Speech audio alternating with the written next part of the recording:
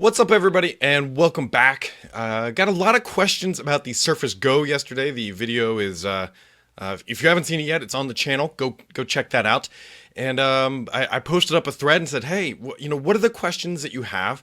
And so I'm going to run through them, but rather than stare at my face, I'm just going to play the playback video that just shows off the Surface Go, which is Microsoft's smaller tablet. And I'm not going to go through the specs, but I'm just going to walk through the questions that were proposed, and there's about 15 to 20 of them or so.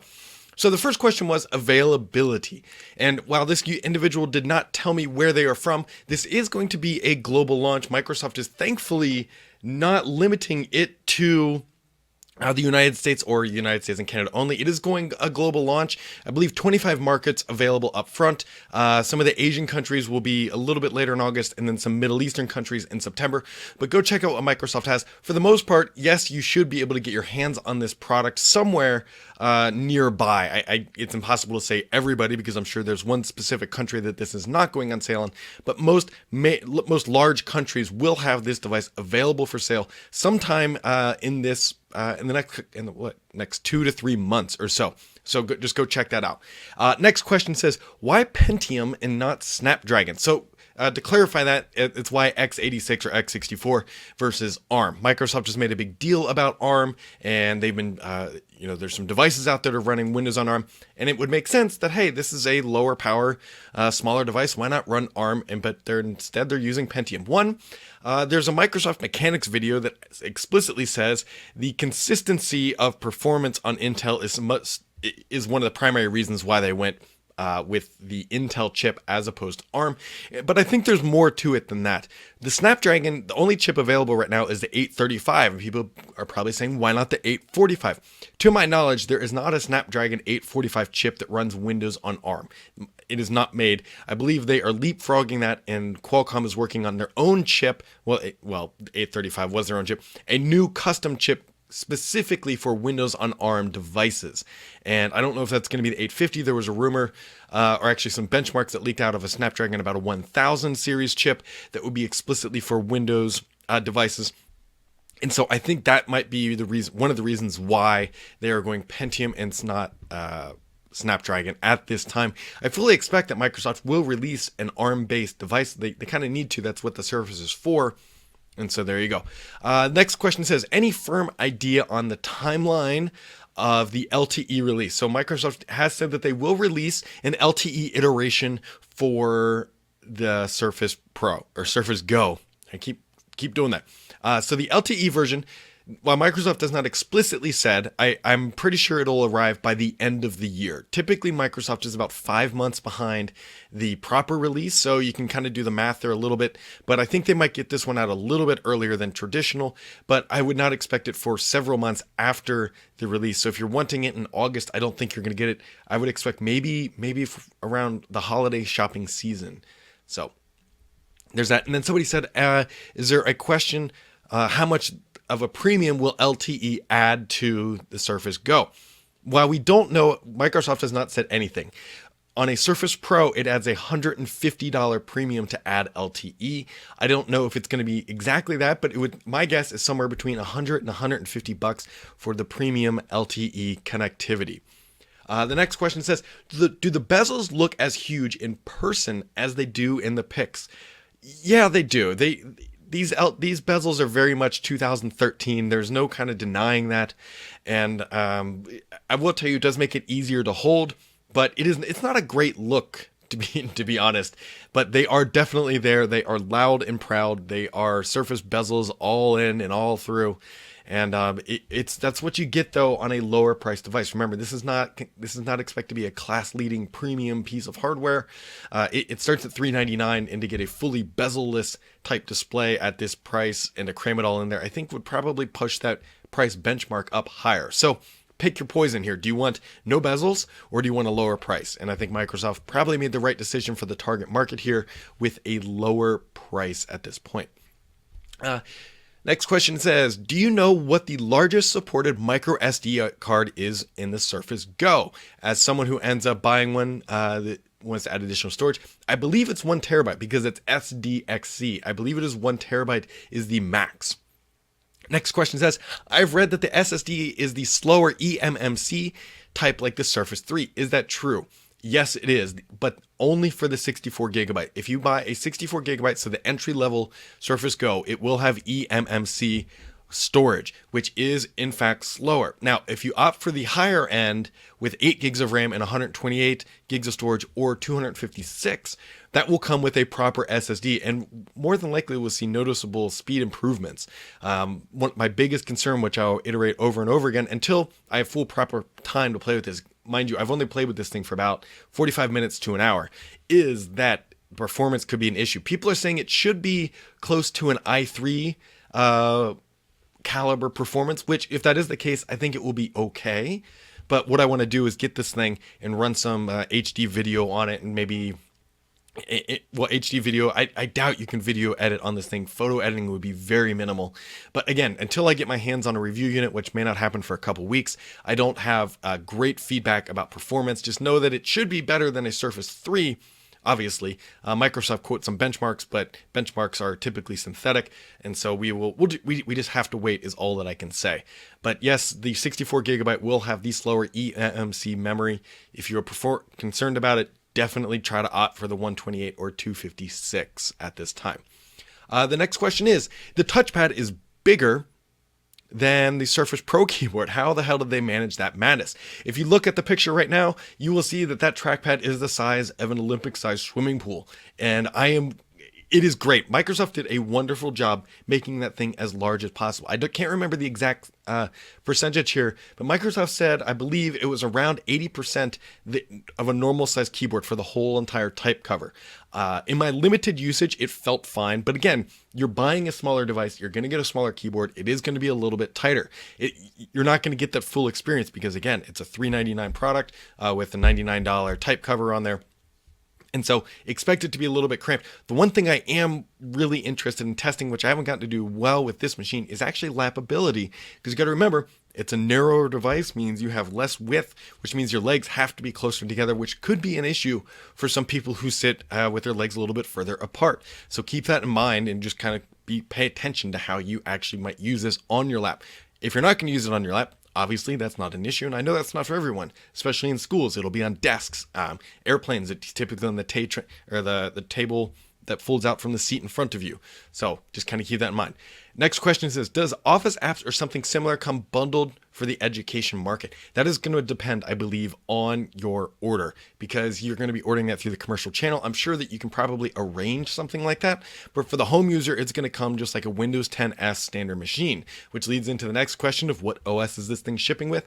For consumers, you will buy it and it'll have Windows 10 Home in S mode.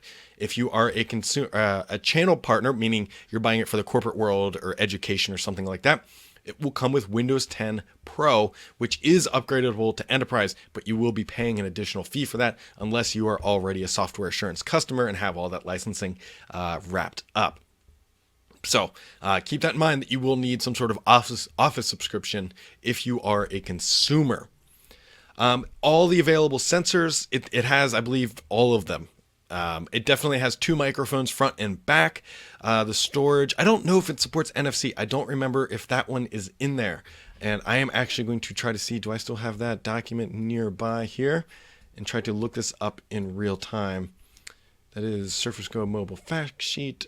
Dang it, I have it somewhere, but I can't find it. Let me see. So Surface Go fact sheet. Here we go. We are going to look. I'm going to read the exact specs from the thing. So display, screen, graphics, memory, storage, network, battery life, camera, video, sensors, ambient light sensor, accelerometer, gyroscope. Those are the sensors listed on the spec sheet for this device. So next question says, this looks exactly like my wife is needing, but performance is a question. Is it underpowered or can it hold its own? As I've mentioned several times, that is going to depend on what you are doing with this device. If you need it for email, if you need it for casual web browsing, if you need it for just maybe watching Netflix, you're probably fine. If you want to render video, if you want to game on it, this is not the device for you. Again, this is a consumption machine. Think of it that way, lightweight consumption and all that.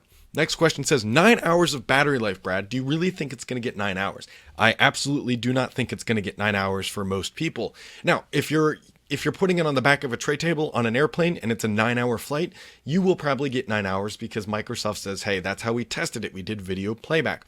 If you are getting it to browse the web, write some documents, send some email, I don't think you're going to get 9 hours. Typically, I'm thinking it's somewhere between 70 and 80% of what Microsoft is quoting. Gut check here says somewhere 6 to 7 hours, I think is more reasonable, which honestly, I think is it's a little on the soft side. It does come with a 24-watt power supply, which is pretty tiny. If you've seen the larger like Surface Book 2 that has a huge, in comparison, a huge power supply, that is one. This one is definitely nowhere near that size. Next question says, Brad, do you know the speed of the RAM? In fact, yes, I do. It is 1,866 megahertz of LPDDR3 memory. So keep that in mind. It is DDR3, not the newer DDR4. I'm not sure if that's a big deal, but we will find out. Brad, what is the weight of this device? The weight is 1.15 pounds, it's very lightweight. Now, I'm almost positive that is without the type cover. So maybe round up to 1.5 pounds. Again, if you are fretting about 1.5 pounds on this machine, that's ridiculous. This is a very lightweight machine. And yes, one of the questions says it does have a 3.5 millimeter headphone jack. Next question says, I can get a Surface Pro 3 that has better specs from the $300 and $450 price range. You are absolutely right, you can. How is this any better than the Surface Pro 3?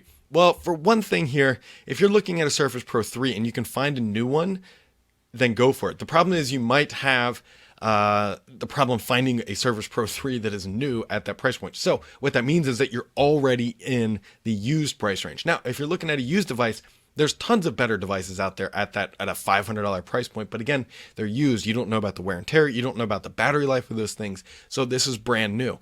And I'd like to point out that I'm addressing another question. Yes, this thing is fanless. The Surface Pro 3 is pretty dang loud. Paul and I often refer to it as the King Cobra of tablets because it would make this hissing sound when it was running. It's also lightweight. It's also smaller. They're kind of different devices. Honestly, if you're looking at a Pro 3, you're looking probably something with more performance. And so this probably isn't the device for you, if I'm being completely candid. Next question says, is there a non-type cover? One thing that annoyed me about the 3 was that from what I could tell and find in the UK market, if I wanted to snap a cover on to protect my screen, my only choice was a type cover, whether I wanted a keyboard or not. I don't know if there is a third-party cover that is not a keyboard that can snap on. I don't know. My gut tells me that no, because this device is absolutely brand new. So you are stuck with the type cover, which another great question, and I won't know the answer to this until I get a review unit, is actually if the type cover from the Surface 3 will work on this thing. Technically, they have different screen sizes, but the type cover on the Surface 3 was pretty small. My gut tells me it probably will work. It just may not fit perfectly when the screen is closed, if that makes sense. So like when you're carrying it in like a portfolio style, it may not be, it just may not be perfect for that, but I would suspect it would work because I don't think they changed the port up. Next question says, curious how the keyboard felt. Obviously going smaller than a regular keyboard. Was it annoyingly smaller? No, it wasn't bad. Again, I wasn't writing a dissertation on this thing. Typically, to be honest, what I do is when I write my review, I write it on the device I'm reviewing because that makes a lot of sense. So I will have a really good feel for it when I actually spend a couple days within it and write, 1,000, 1,500 words. I think it's going to be fine. I want to say it was roughly 80%, somewhere around that, of a normal keyboard, which they actually sell desktop keyboards at that size that I've used and had no problems. Yes, it is going to be a little bit cramped compared to a full-width QWERTY keyboard with a numpad, but I don't think it's going to be prohibited. Ralph Groen, I can never pronounce his last name, was there, and a couple other Microsoft people, and they said they took a lot of time and care to make sure that this keyboard was as good as it could be for the size constraint that was there. Richard asks, he says, why would I buy this over an iPad? Great question, Richard. And people are going to be like, well, that's not a great question. Yeah, it really is. Because here's the difference. if you buy an iPad, you are limiting yourself to that app ecosystem. If you want the ability to run all types of apps that you know on the Windows PC, granted, you're not running AutoCAD on this. This is a better device for that type of user. If you are looking for casual entertainment for your kid, the iPad, to be honest, is probably better. But if you want something to take to work or to use in the office or to use in any place that runs Windows, this is going to be a better device because it works. It has your OneDrive. It has everything else that you need. It has full Word. It has full Excel. It has Outlook. It has everything.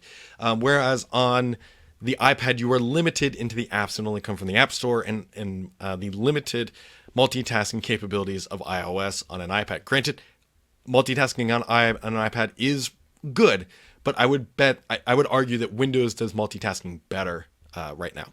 So, folks, those were some of the questions that came in over the past 24 hours from Twitter, from the websites, from YouTube. And if you have anything else, please don't hesitate to ask. I will answer them to the best of my ability on the Fridays podcast here. And so with that, don't hesitate to like, subscribe, and all that other bull crap that everyone on YouTube asks you to do. If not, have yourselves a wonderful day, and we'll catch you right back here next time.